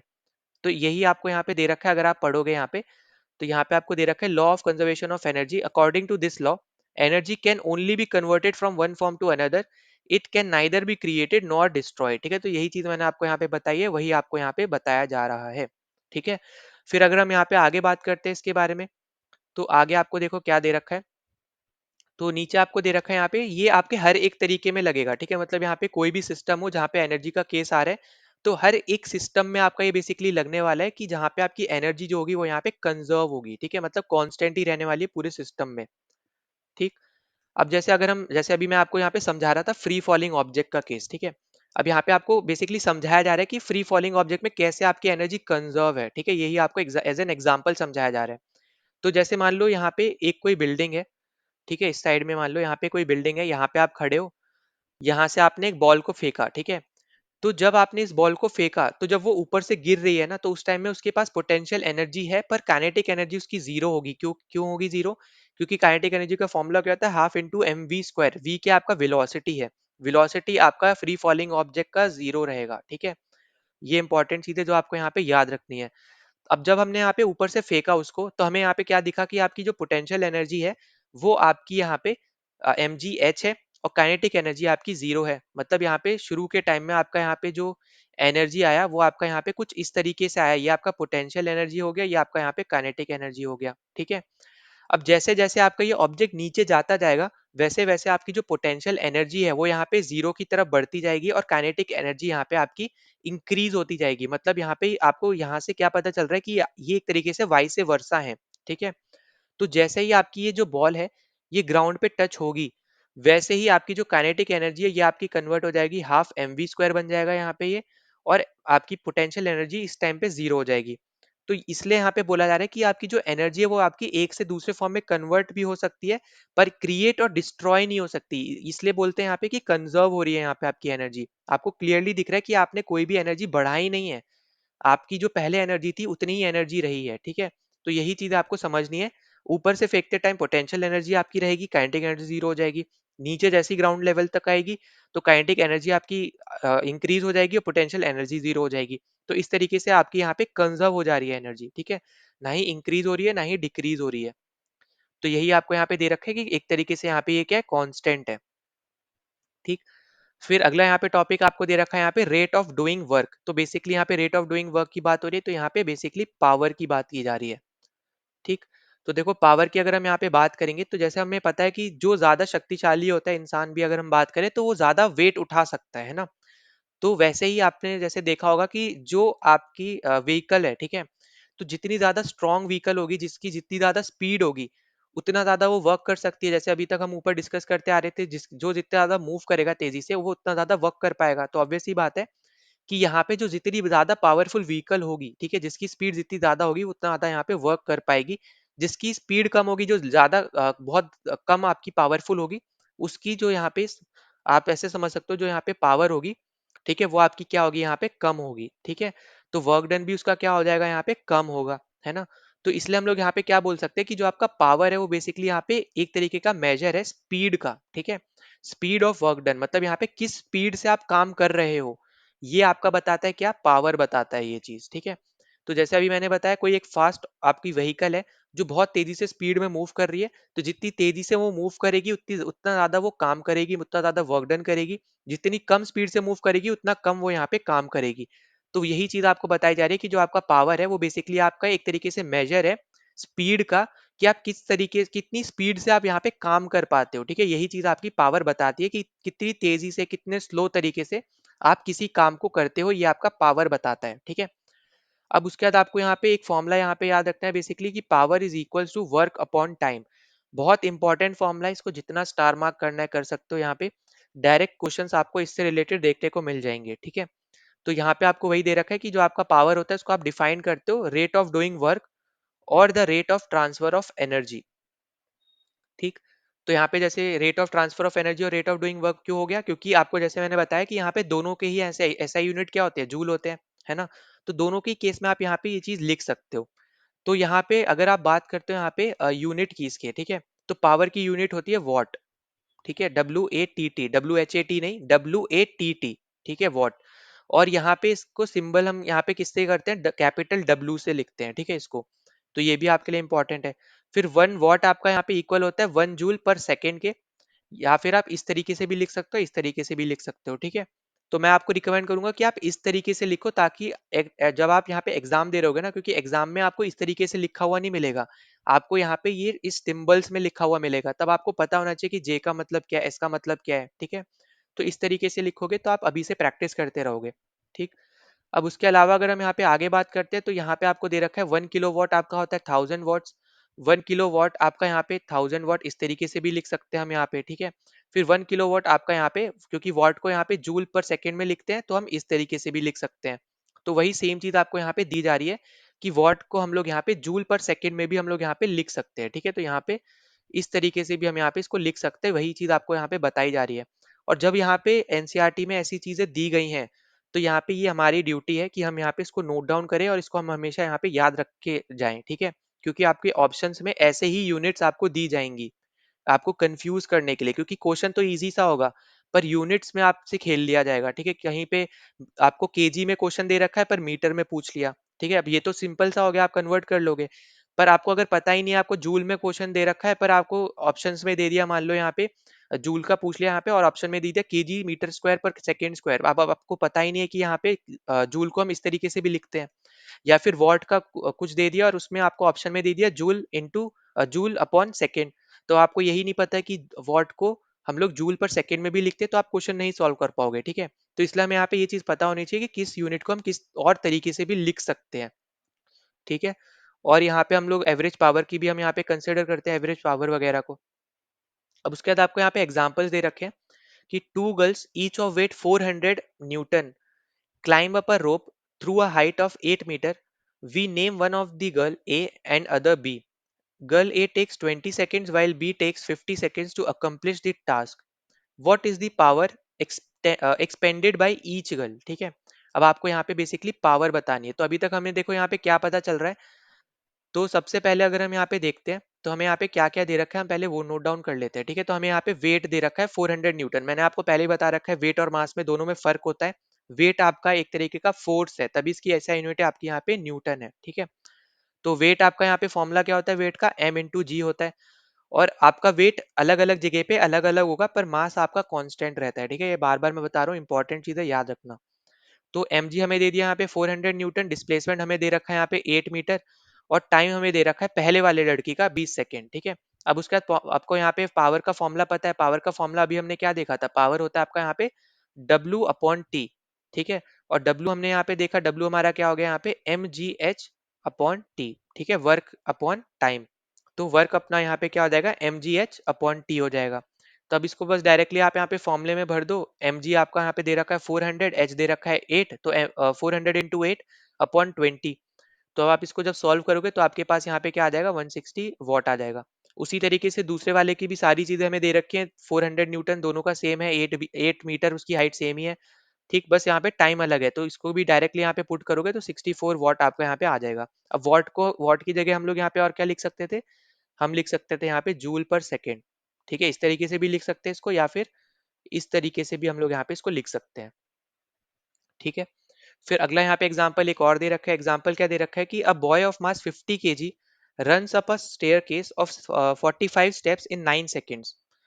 If the height of each step is 15 centimeter, find his power.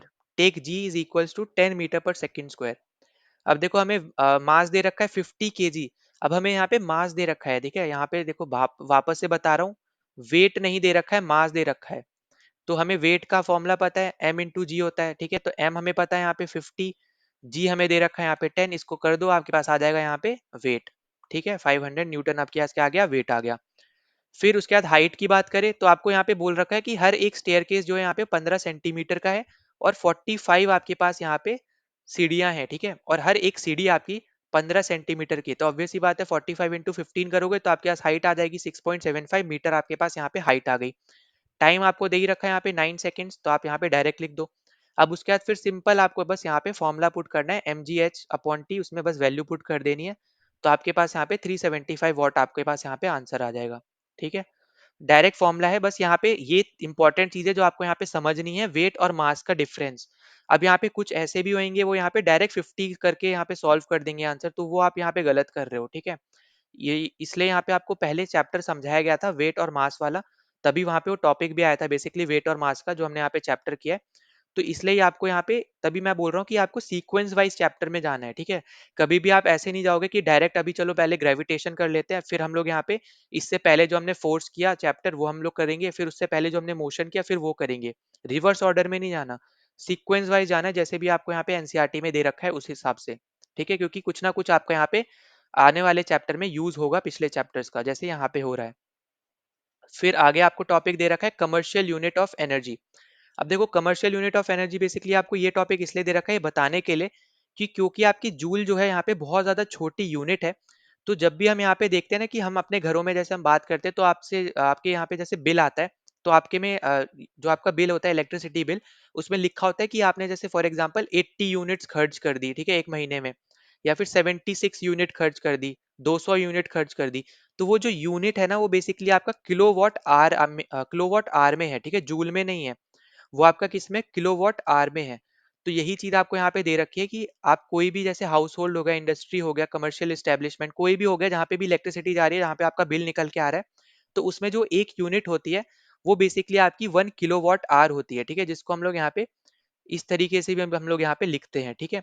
तो यहाँ पे उस पर्टिकुलर बिल में जो यूनिट लिखी होती है ना वो आपकी 1 जूल नहीं है, वो 1 किलोवाट आवर है, ठीक है? तो ये इंपॉर्टेंट पॉइंट है जो आपको यहाँ पे समझना है, वो आपको यहाँ पे नीचे दे भी रखा है, यहाँ पे देख सकते हो। फिर इसके अलावा जो आपको यहाँ समझना है यहाँ पे वो है आपकी ये वैल्यू। तो 1 किलोवाट आवर आपका यहाँ पे इक्वल होता है 3.6 इंटू 10 6 जूल। अब ये डायरेक्ट भी क्वेश्चन आ रखा है पहले भी, ठीक है, बहुत आपके यहाँ पे एग्जाम्स में आ रखा है, तो यहाँ पे जरूरी है आपको ये वैल्यू भी यहाँ पे पता हो, ठीक। अब यहाँ पे अगर हम इसके अलावा यहाँ पे बात करते हैं तो जैसे अभी मैंने बताया कि जूल आपकी क्योंकि सबसे छोटी यूनिट है, तो हमें यहाँ पे लार्जर क्वांटिटी को एक्सप्रेस करने के लिए एक बड़ी यूनिट चाहिए, इसलिए हम लोग यहाँ पे क्या यूज करते हैं, हम लोग यहाँ पे किलोवाट आवर का यूज करते हैं, और 1 यूनिट आपकी इलेक्ट्रिसिटी बिल में जो आप यहाँ पे देखते हो कि आपने इतनी यूनिट खर्च करी, उसका मतलब है यहाँ पे कि आपने उतनी यूनिट खर्च करी है, वो है आपका यहाँ पे किलोवाट आवर। ठीक है, जैसे मान लो 80 आपने यूनिट खर्च करी, तो बेसिकली आपने 80 किलोवाट आपने खर्च कर दिए। ठीक है, तो इस तरीके से आपको यहाँ पे समझना है, 80 जूल खर्च नहीं किए हैं। ठीक है, तो आपको अगर मान लो यहाँ पे जूल वगैरह उसके इसमें निकालना होगा, तो आपको वैल्यू पता होना चाहिए 3.6 इंटू 10⁻6 जूल, जो आपको यहाँ पे दे रखी है। इस तरीके से आप यहाँ पे निकाल पाओगे। फिर आपको यहाँ पे एग्जाम्पल दे रखा है, तो आपको दे रखा है an electric bulb of 60 watt is use for 6 hour per day. ये बहुत ज्यादा इंपॉर्टेंट क्वेश्चन है, ऐसे टाइप के क्वेश्चन आपको सीडीएस में पूछे गए हैं पहले भी। तो इस एग्जाम्पल के थ्रू आप समझ सकते हो कि इस तरह के क्वेश्चन आपसे पूछे जाएंगे।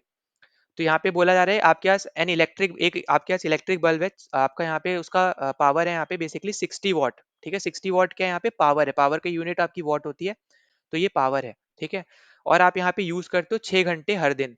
ठीक है, तो आपको यहाँ पे कैलकुलेट करना है कि वो कितनी यूनिट ऑफ एनर्जी कंज्यूम करेगा, खर्च करेगा। ठीक है, तो उसके लिए आप यहाँ पे क्या करो, सबसे पहले जैसे बताया था यहाँ पे किलोवाट में कन्वर्ट करो उसको, क्योंकि हमें यहाँ पे किलोवाट आवर में निकालना होता है यूनिट्स को। तो आप यहाँ पे क्या करोगे, वॉट में आपको दे रखा है तो किलो वॉट में कन्वर्ट कर लो यहाँ पे 1000 से डिवाइड करके। ठीक, तो अपने पास यहाँ पे आ जाएगा 0.06 किलोवाट आवर। उसके बाद आपको यहाँ पे टाइम दे ही रखा है, यहाँ पे 6 आवर का दे रखा है। अगर सेकंड में दिया होता, मिनट में दिया होता, तो आप यहाँ पे कन्वर्ट करते इसको आर में। ठीक है, घंटों में कन्वर्ट करते। अब आपको डायरेक्ट यहाँ पे घंटा ही दे रखा है। ठीक है, आवर्स दे रखा है बेसिकली। तो यहाँ पे आप क्या करोगे, यहाँ पे किलोवाट आवर आपको यहाँ पे आप बन जाएगा, तो अब आपको यहाँ पे डायरेक्टली वैल्यू को पुट करना है। और ये फॉर्मूला यहाँ पे इंपॉर्टेंट है, जो आपको यहाँ पे याद रखना है, वो है आपका यहाँ पे कि energy is equals to power into time taken. ठीक है, जो भी आपकी पावर लग रही हो, कितना यहाँ पे उस टाइम तक आप उसको चला रहे हो। पावर लग रही है 0.06 किलोवाट, और उसको आप चला रहे हो 6 घंटे तक। तो आपका यहाँ पे जो यूनिट आ जाएगी, बेसिकली यहाँ पे जो आंसर आएगा 0.36 किलोवाट आर आ जाएगा। तो यहाँ पे यूनिट क्या बनेगी, 0.36 यूनिट बनेगी। ठीक है, तो आपने यहाँ पे कितनी लाइट उस पर्टिकुलर बल्ब ने यहाँ पे खर्च करी है, तो उसने खर्च करी है 0.36 यूनिट्स। ठीक है, तो इस तरीके से आपको यहाँ पे निकालना है। ये जो फॉर्मूला है बहुत ज्यादा इंपॉर्टेंट है, इसको यहाँ पे याद रख लेना। One of the most important आप बोल सकते हो, यहाँ पे आपके सीडीएस के पॉइंट ऑफ व्यू से यहाँ पे ऐसे क्वेश्चंस पूछे जाते हैं। अगर आपने सीडीएस की पीवाईक्यू सीरीज देखी है, तो आपको पता चला होगा। ठीक है, अब उसके बाद आगे अगर हम देखते हैं, तो आगे आपका यहाँ पे पूरा चैप्टर अपना कंप्लीट हो जाता है, और आगे आपको यहाँ पे कुछ नोट्स वगैरह दे रखे हैं, शॉर्ट नोट्स वगैरह समरी के पॉइंट ऑफ व्यू से। ठीक है, तो यहाँ पे ये ऑलरेडी हम यहाँ पे डिस्कस कर चुके हैं, तो उसमें हम जाएंगे नहीं। तो इसके साथ अपना यहाँ पे ये जो चैप्टर है अपना कंप्लीट हो चुका है। अगर आपको यहाँ पे कोई भी डाउट होता है, तो कमेंट सेक्शन में जरूर यहाँ पे मेंशन कर देना। कोई सजेशन होता है तो वो भी जरूर मेंशन कर देना। साथ ही साथ जो हमारे यहाँ पे सीएपीएफ की पीवाईक्यू सीरीज चल रही है, ठीक है, अगर आप सीएपीएफ की तैयारी कर रहे हो तो वो जरूर देख लेना। और अगर आप यहाँ पे सीडीएस की तैयारी कर रहे हो, तो सीडीएस की पीवाईक्यू प्लस सीएपीएफ की पीवाईक्यू, ठीक है, दोनों की किसी में से भी किसी की भी तैयारी कर रहे हो, तो दोनों की सीरीज आप यहाँ पे देख सकते हो, क्योंकि दोनों का सिलेबस सेम है, आपकी प्रैक्टिस हो जाएगी। ठीक है, तो यहाँ पे दोनों ही प्लेलिस्ट का लिंक मैं यहाँ पे डिस्क्रिप्शन और आई बटन पे दे दूंगा, तो वहां पे जाके आप देख लेना, इजी रहेगा आपके लिए। और एक ही प्लेलिस्ट है होगी बेसिकली यहाँ पे, जहाँ पे सारे सब्जेक्ट को मैंने सीक्वेंस वाइज उसके वीडियोस मैंने लगा रखे हैं, ताकि आपके लिए इजी हो, यहाँ पे इधर उधर सर्च करना ना पड़े। तो एक ही प्लेलिस्ट फॉलो अगर आप फॉलो करोगे, तो आपके यहाँ पे सारे सब्जेक्ट के पीवाईक्यूज आपके यहाँ पे कवर हो जाएंगे। ठीक है, तो सीएपीएफ में हम पिछले 10 साल के पीवाईक्यूज कर रहे हैं, और सीडीएस में मैंने आपको यहाँ पे पिछले 5 साल के करवाए थे। तो अगर आप देखोगे तो मोटे मोटे दोनों में ही हम लोग यहाँ पे 10 पेपर हमने यहाँ पे सॉल्व करे हैं। ठीक है, सीडीएस में क्योंकि आपका सीडीएस आपका 1 साल में 2 बार होता है, सीएपीएफ आपका 1 साल में 1 बार होता है। तो पिछले 10 साल हम लोग यहाँ पे सीएपीएफ में कर रहे हैं, और पिछले 5 साल हम यहाँ पे सीडीएस में कर रहे हैं, क्योंकि हमारा मोटिव है बेसिकली यहाँ पे पिछले 10 पेपर एटलीस्ट देख के जाना। ठीक है, क्योंकि उस टाइप का पैटर्न आपको ज्यादा देखने को मिलेगा। तो यहाँ पे इसी के साथ ना यहाँ पे चैप्टर कंप्लीट होता है। ठीक है, तो यहाँ पे चलो मिलते हैं नेक्स्ट वीडियो में।